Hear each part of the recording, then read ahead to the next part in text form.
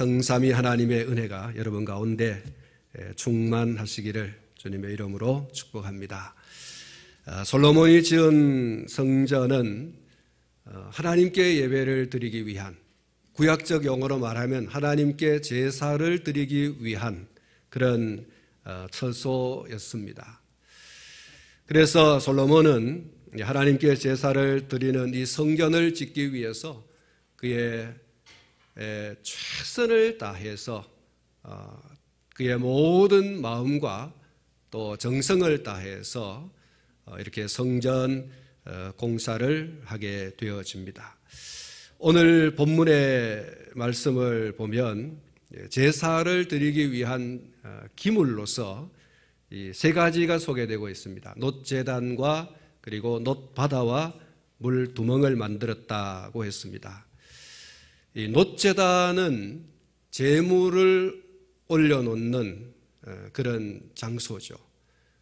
짐승을 잡아서 하나님께 제물로 드리기 위한 그런 장소를 놋제단이라고 합니다.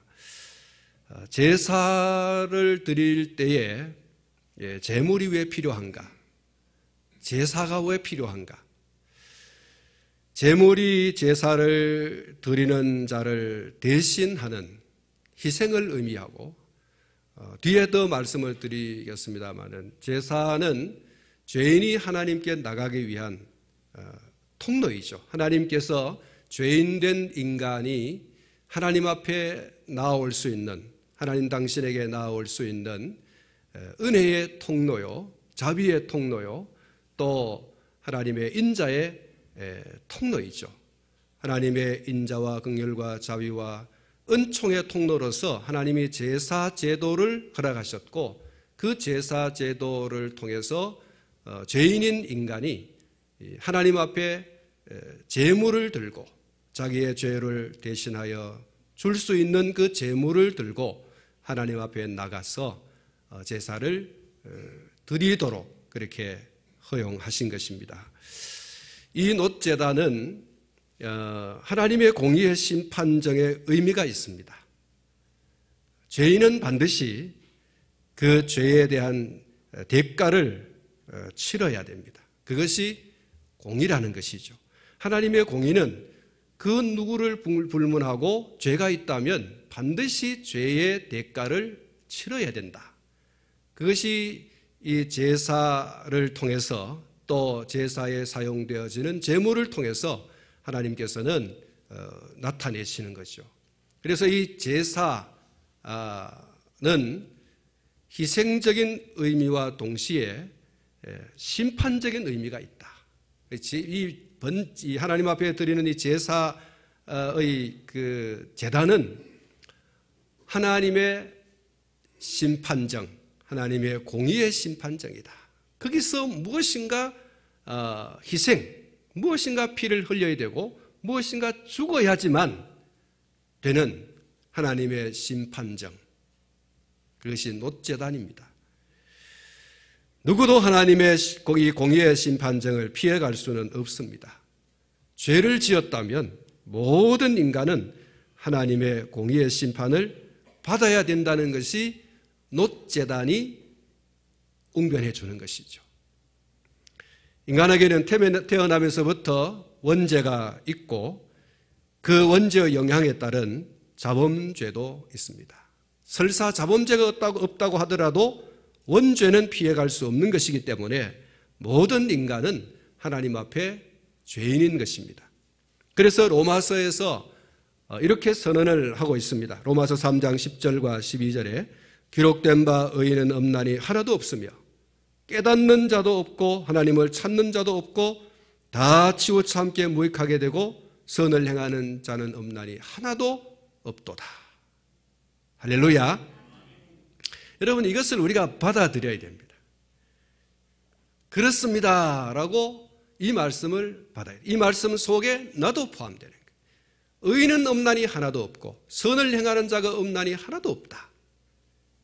내가 바로 그렇습니다 하고서 인정할 때 뭐가 보입니까?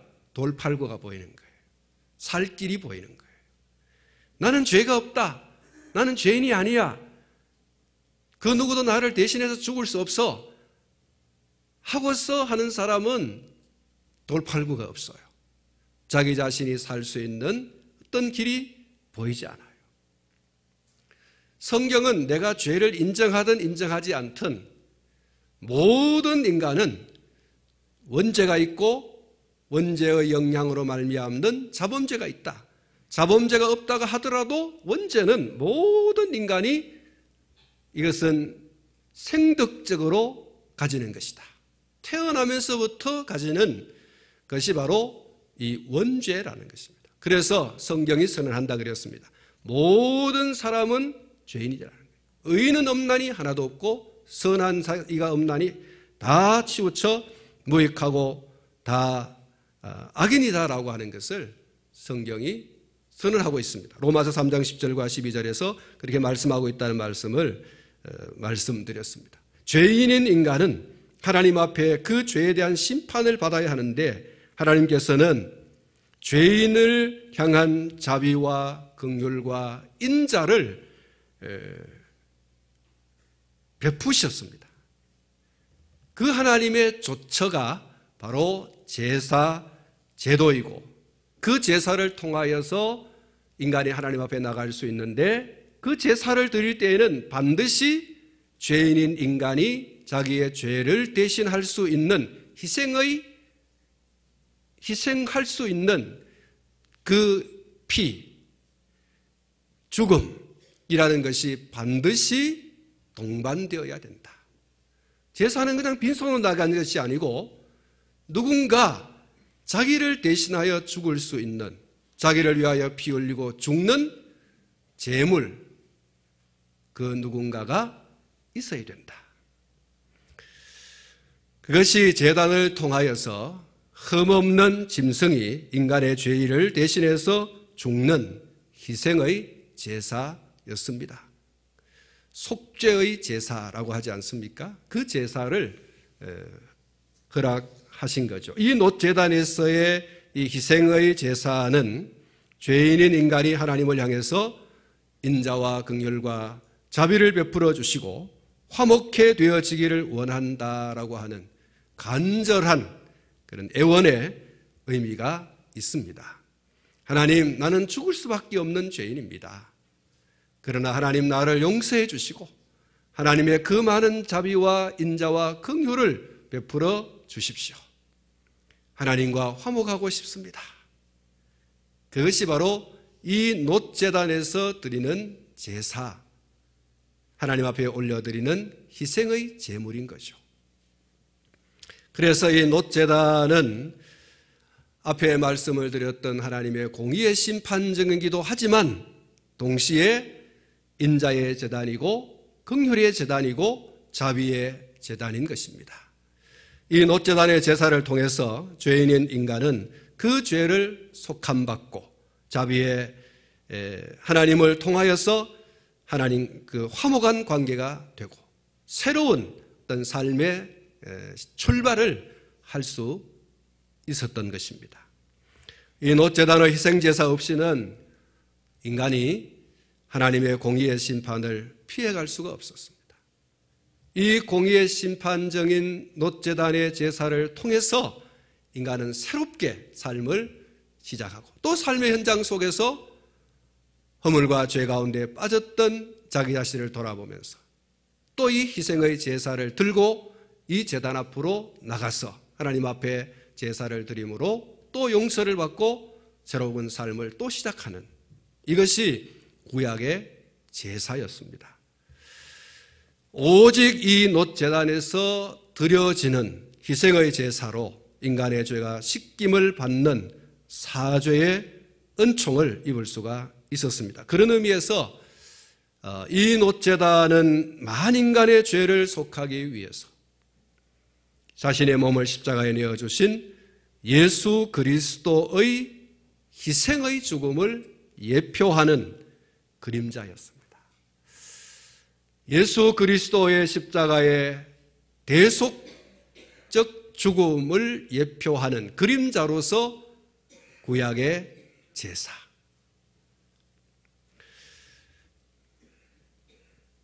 그리고 실제로 예수 그리스도의 십자가의 죽으심은 만인간의 죄를 속하는 대속의 죽으심이었고, 그 대속의 죽으심이 하나님과 원수되었던 만인간이 하나님과 화목하게 되어지는 그런 은총을 입게 되어진 것입니다.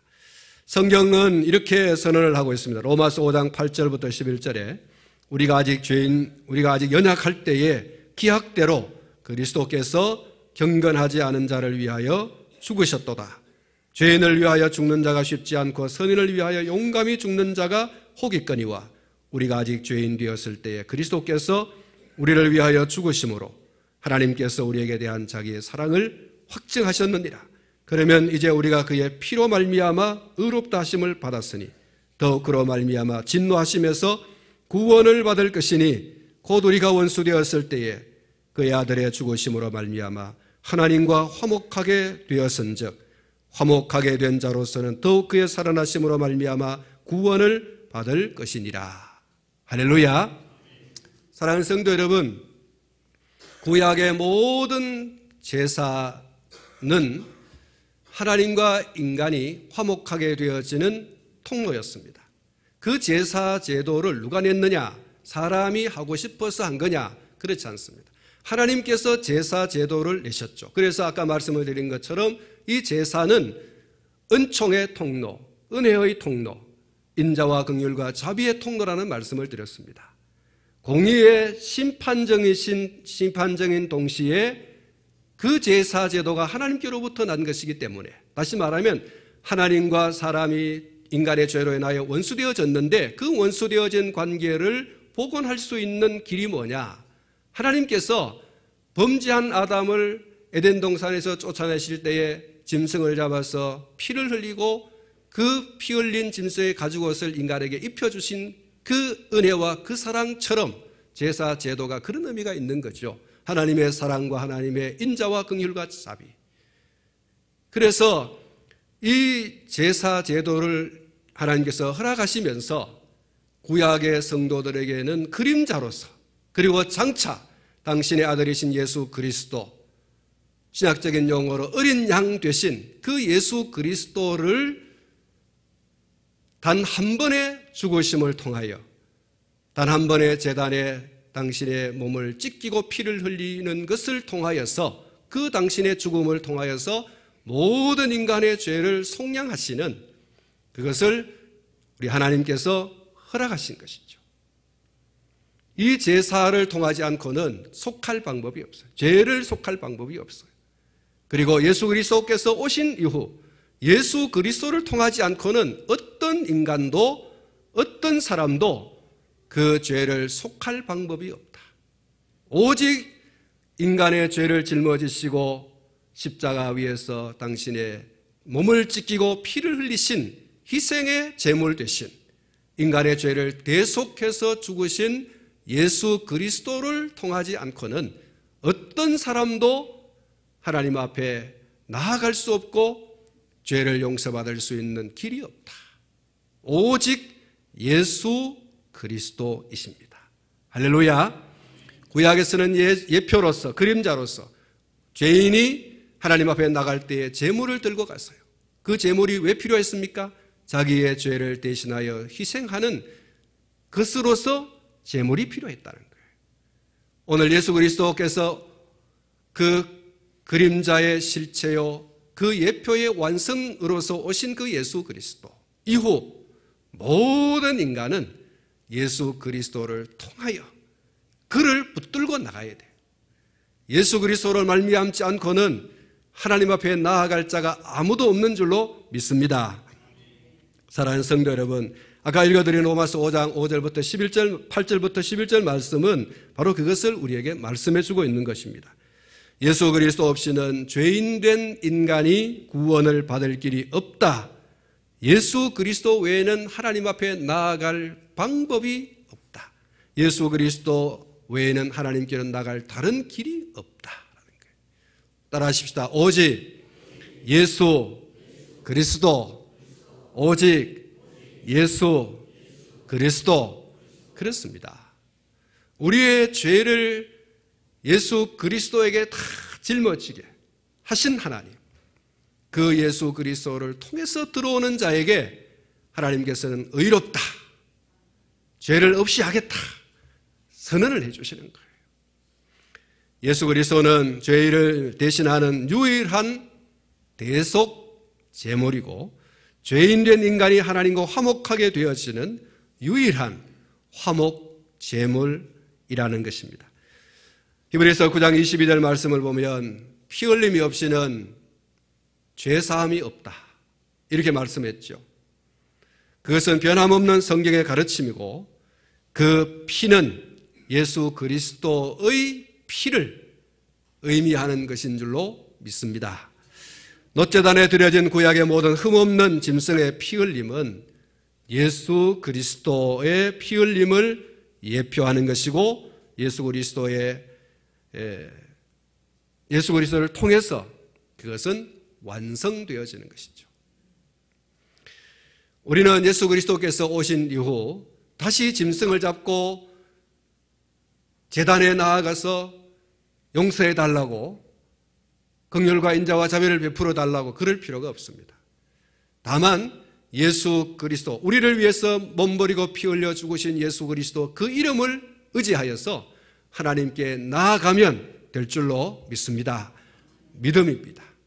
예수 그리스도께서 나를 위해서 몸버려 피 흘려 죽으셨다, 그가 나를 대속하여 대신하여 속하는 속량의 제사를 드렸다라고 하는 그 이름을 의지하여서, 또 그 사실을 믿는 믿음으로 하나님께 나아가면 하나님께서는 우리를 널리 용서하시고 우리를 받아주시는 줄로 믿습니다. 히브리서 9장 11절과 12절에 이렇게 말씀하고 있습니다. 그리스도께서는 장래 좋은 일의 대제사장으로 오사 손으로 짓지 아니한 것 곧 이 창조에 속하지 아니한 더 크고 온전한 장막으로 말미암아 염소와 송아지의 피로 하지 아니하고 오직 자기의 피로 영원한 속죄를 이루사 단번에 성소에 들어가셨느니라. 할렐루야. 이 예수님이 우리의 유일한 구주입니다. 다른 이로서는 구원을 얻을 수 없나니 천하 사람 중에 다 구원을 받을 만한 다른 이름을 우리에게 주신 일이 없다. 사도행전 4장 12절에 그렇게 선언하고 있습니다. 주 예수를 믿어라. 그리하면 너와 내 집이 구원을 얻으리라. 여러분, 주 예수입니다. 예수를 믿어라. 그래야 구원받는다. 이것이 성경의 변함없는 선포입니다. 어떤 사람들이 예수 그리스도 외에도, 다시 말하면 모슬렘에도 힌두교에도 불교에도 천주교에도 나름대로 구원이 있다, 이렇게 말하는 이들이 있지만 그들이 성경은 아니다라는 사실을 여러분 기억하십시오. 아무리 그 사람이 탁월한 어떤 신학자고 설교가고 또 목회자라고 한다 할지라도 그 사람이 성경은 아닙니다. 성경이 어떤 종교에도 다 구원이 있다 이렇게 말하지 않잖아요. 오직 예수 그리스도 한 분밖에 없습니다. 할렐루야. 어떤 분이 이런 얘기를 했습니다. 이 시대의 교회들이 구원의 비밀을 대강 알고 있거나 대충 말하거나 변절시켜 말하기 때문에 교인이 감소되고 교회가 힘을 잃고 있으며 미래에 대한 승리의 확신이 없으면 물론 현장에서 기도 응답의 비밀을 누리지 못하는 오늘날의 성도들이 안타깝게도 역술인과 무당들의 단골 고객이 되고 있는 현상을 낳고 있으며, 그 중에는 끊임없는 재앙과 육신적인 고통을 이기지 못해 무속의 길을 밟는 안타까운 현실에 놓여 있다. 구원의 비밀을 희미하게 알게 되면 말씀보다는 순간의 감정을 자극시키는 프로그램에 빠진다거나 눈에 보이는 현상에만 치우치는 신비주의에 빠져서 다른 것 다 알고도 예수가 그리스도라는 사실만을 몰랐던 유대인처럼 철저히 실패하게 된다. 여러분, 이 이야기는 정말 오늘 이 시대의 교회와 성도들에게 경고의 메시지가 아닌가. 오늘 교회가 너무 프로그램에 치우쳐 있어요. 디모데후서 3장에 있는 것처럼 하나님을 사랑하는 것보다 쾌락을 더 사랑하는, 교회 와서도 육신의 즐거움만 구하는 거죠. 하나님의 말씀에 푹 빠져서 그 말씀이 뭐라고 하는가에 대해서 귀를 기울이고 거기에 올인을 하기보다는 좋은 커피를 마시는 장소가 있는 교회가 없는가? 예. 또 이렇게 뭐 여유 있게 좀 쉴만한 그런 어떤 장소가 있는 교회가 없는가? 내 어떤 육신의 만족을 채워줄 수 있는 그런 어떤 단회적인 그리고 아주 직접적인 계시를 해주는 어떤 그런 교회가 없는가? 내가 문제가 있는데 가서 내가 이런 아픔이 있고 내가 이런 고민이 있고 내가 사업을 하려고 하는데 하나님께서 뭐라고 하는지 좀 알려달라. 이래가지고 그렇게 또 하는 교회가 또 있는 것 같아요. 교인들이 이미 주어진 하나님의 계시의 말씀을 통하여서 내가 어떻게 신앙생활하고 내가 어떻게 살아가고에 대한 답을 얻기보다는 그런 어떤 그야말로 자기 말초 신경을 건드려 줄 수 있는 그런 어떤 교회를 찾는다는 거예요. 예. 교회에 가서 도서관, 교회 도서관 앉아있고 카페에 앉아있고 또 이 안수 기도를 받으면서 직접 계시를 받으려고 하는 이런 교회를 자꾸 찾아다닌다는 거예요. 여러분 아까 읽었습니다마는 교인들 가운데 또 목회자들 가운데서도 이 무당을 찾아가는 사람들이 참 많다는 사실이에요. 언제가 말씀드렸습니다마는 목회자들도 우리 교회가 언제 부흥될 거냐 점쟁이를 찾아가가지고 점을 친다는 거예요. 몇 년도 몇 월 몇 시에 우리 교회가 막 부흥될 거다라는 걸 듣고 싶어 한다는 거예요. 교인들도 마찬가지예요. 교인들도 교회 정말 신앙생활 잘하는 것처럼 그렇게 보여지는데 어느 날 갑자기 점쟁이 집에 가가지고 우리 아들 결혼시키려고 하는데 언제 날 받으면 좋으냐고 이 날짜를 받으러 가고 이사를 해야 되는데 언제 이사를 하면 좋으냐고 절간에 가서 혹은 점쟁이들 찾아가서 그걸 묻는다는 거예요. 우리 집에 자꾸 어려운 일 생기는데 뭐 부닥거리라도 좀 해야 안 되겠냐고 이렇게 생각하는 교인들이 상당히 있다는 사실이 정말 아이러니한 거다. 교회가 예수 그리스도만 구세주이시다라는 이 복음의 본질적인 선포를 제대로 하지 못한다는 거예요. 그래서 나온 게 아까 말씀드린 것처럼 교회에 자꾸 카페를 만들고 무슨 도서관을 만들고 교회에 이 설교 하나님의 말씀을 선포하는 것 외에 또 다른 어떤 쾌락을 즐길 만한 장소들을 자꾸 만든다는 거예요. 뭐 그게 뭐 있는다고 해서 나쁜 건 아니지만 교인들의 관심이 하나님의 말씀을 통한 내 신앙과 삶을 어떻게 세워갈 거냐 거기에 집중하기보다는 그거 외에 격가지를 더 좋아하고 그거를 서로 한다는 사실.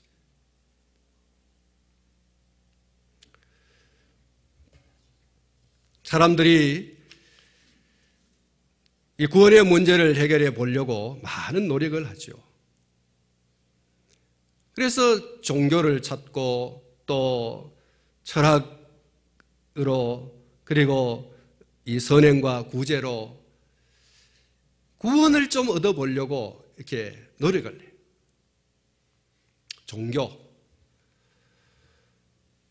구원을 받기 위해서 불교도 가고 뭐 힌두교도 가고 뭐 마호메트교도 찾아가고 천주교도 찾아가고 교회도 찾아오는데 여러분 구원은 종교도 아니고 철학도 아니고 구제와 선행도 아닙니다. 따라하십시다. 오직 예수 그리스도. 구원은 장로교, 뭐 감리교, 성결교, 뭐 고신 이거 찾아간다고 해가지고 구원 받는 거 아니에요. 구원은 예수 그리스도. 우리가 장로교를 찾고 침례교를 찾고 감리교를 찾고 순복음을 찾고 하는 그거는 하나의 껍데기입니다. 그런 교단이 있지만 그런 교단이 정말로 예수 그리스도가 진정한 유일한 구원의 주라고 선포하는가? 그렇지 않으면 그것은 하나의 종교 기관일 뿐이지 진정한 복음 메신저의 본사는 아니에요. 여러분, 어느 교회든 예수가 그리스도이시다라고 하는 것을 선포하지 않으면 그건 교회가 아니에요. 여러분, 성철 스님 아시지요? 이 불교에서 아주 성불의 경지에 이르렀다라고 하는 분인데, 이분이 말년에 이런 말씀을 했습니다. 여러분, 이 조선일보나 각 중앙신문에 다 나온 이야기이기 때문에 해도 큰 문제는 되지 않을 겁니다. 이분이 이런 얘기를 했어요. 사탄이여 어서 오십시오. 나는 당신을 존경하며 예배합니다. 당신은 본래로 거룩한 부처님입니다. 사탄과 부처란 허망한 거짓 이름일 뿐 본 모습은 추호도 다름이 없습니다. 이분이 87년도 4월 달에 4월 초파일 법어를 하면서 이분이 이걸 얘기했어요. 사탄이 부처다. 부처가 사탄이다. 이런 얘기를 했습니다. 그리고 그분은 자기 죽음을 앞두고 이렇게 얘기했습니다. 생평기관, 남녀군, 일평생 남녀무리를 속여 미치게 했으니 미천과업 과수미, 그 죄업이 하늘에 미쳐 수미산보다 더 크다. 활렴압이 한만단, 산채로 불의 아비지옥으로 떨어지니 한이 망갈려나 된다. 일륜토홍 괴벽산, 한 덩이 붉은 해가 푸른 산에 걸렸구나. 자기의 지나온 세월을 돌이켜보니까 불교에서 그렇게 성불의 경지에 이른 그런 분이다라고 했는데 자기의 삶을 들여다보니까 너무 거짓말을 많이 했다. 사실은 천국도 없고 사실은 지옥도 없는데 나는 천국과 지옥 얘기를 했다는 거예요. 그래서 그는 죄업이 하늘에 미쳐 수미산보다 더 크다. 산채로 불의 아비 지옥으로 떨어진다. 나는 그래서 지옥으로 떨어진다는 거예요.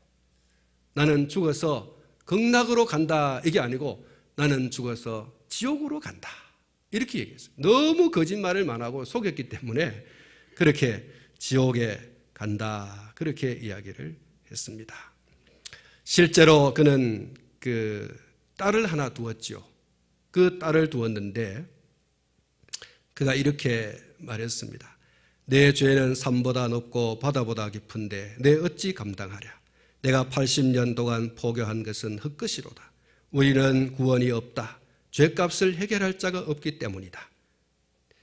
그가 그의 딸과 54년간 단절하고 살았는데 피리야 내가 잘못했다. 내 인생을 잘못 선택했다. 나는 지옥에 간다. 이렇게 얘기했어요. 자기의 딸 피리에게 편지를 쓴 거죠. 나는 잘못했고 나는 이제 지옥 간다. 여러분, 종교를 찾지 마십시오. 종교를 찾으면 안 됩니다. 구원은 오직 예수 그리스도 밖에는 없습니다. 장로교 다닌다고 천국 가는 거 아니에요. 감리교 다닌다고 천국 가는 거 아닙니다. 순복음 다닌다고 천국 가는 거 아닙니다. 예수 그리스도가 구원의 주라고 선포하는 교단이기 때문에 우리가 장로교에 속해 있고 순복음에 속해 있고 침례교에 속해 있고 성결교에 속해 있는 것이지 그래서 천국 가는 거 아니에요. 예수를 믿기 때문에 죄 용서받고 예수를 믿기 때문에 천국 가는 거예요. 할렐루야. 이거는 본질적인 진리입니다. 여러분, 불교에서 나마다경이라는 불경이 있습니다. 이 나마다경에 보면 이렇게 쓰여 있습니다. 저는 못 봤습니다만은 그렇게 얘기를 해요. 하시야 소래 오도 무효지 등야. 뭔 뜻인지 모르죠.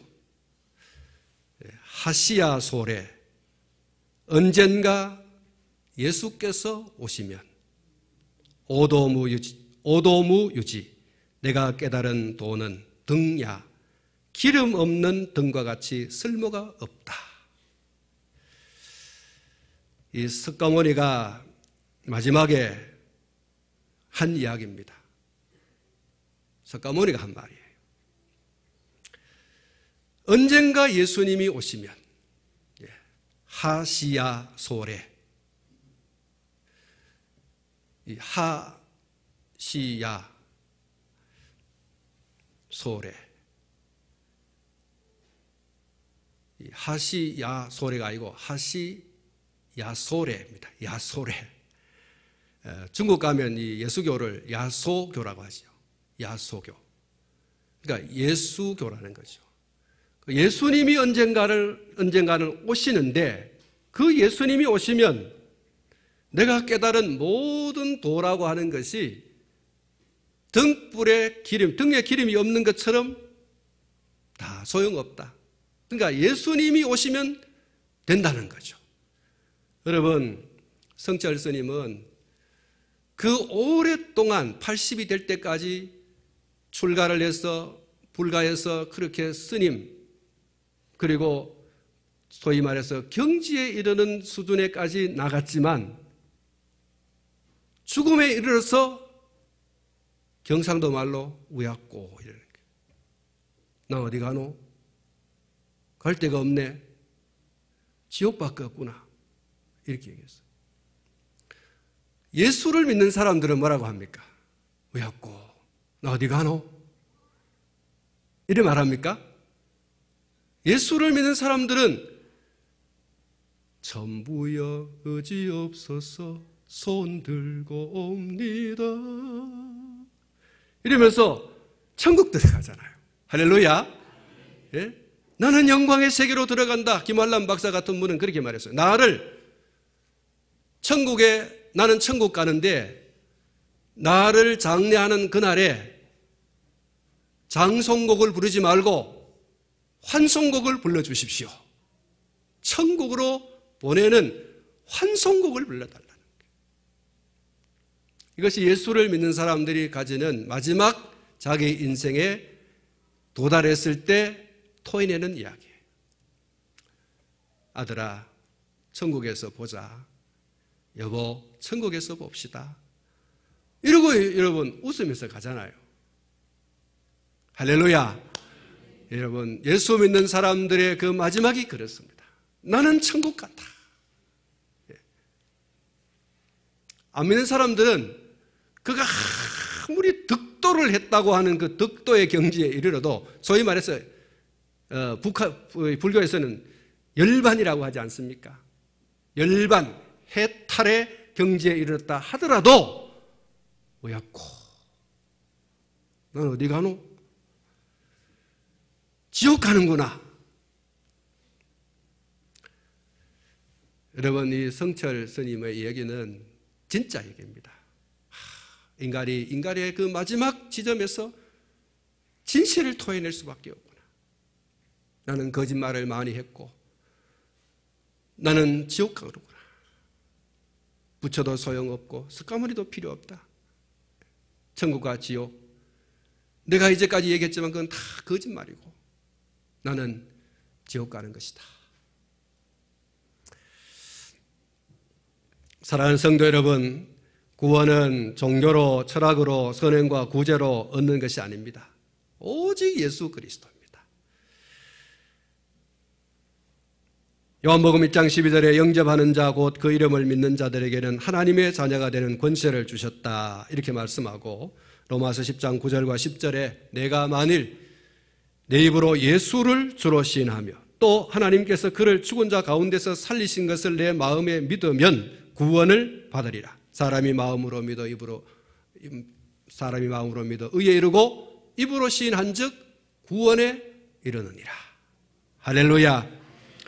놋제단이 예수 그리스도를 상징하는 것이고 또 예수 그리스도께서 우리의 죄를 속하기 위한 유일한 속죄 제물이 되심과 화목하게 하는 화목의 제물이 되심을 우리에게 성경이 가르쳐주고 있습니다. 유일한 화목제물, 유일한 속죄의 제물. 하나님은 그를 통하여 선언하십니다. 심판정에서 선언하십니다. 너는 의인이다. 너는 속함 받았다. 그 속죄의 제물을 보시고 그러는 거예요. 할렐루야. 예수 그리스도는 무죄한 자로서, 우리와 똑같은 성경을 가진 자로서 죄가 없는 그분이 우리의 완전한 속죄의 제물이십니다. 하나님은 예수 그리스도의 이름을 의지하여 나오는 모든 자에게 은혜를 베푸시고 자비를 베푸시고 인자를 베푸시고 긍휼을 베풀어 주시는 줄 믿습니다. 오직 예수. 한번 따라하겠습니다. 나를 구원하시리 예수밖에 없네. 그랬습니다. 믿습니까? 기도하겠습니다.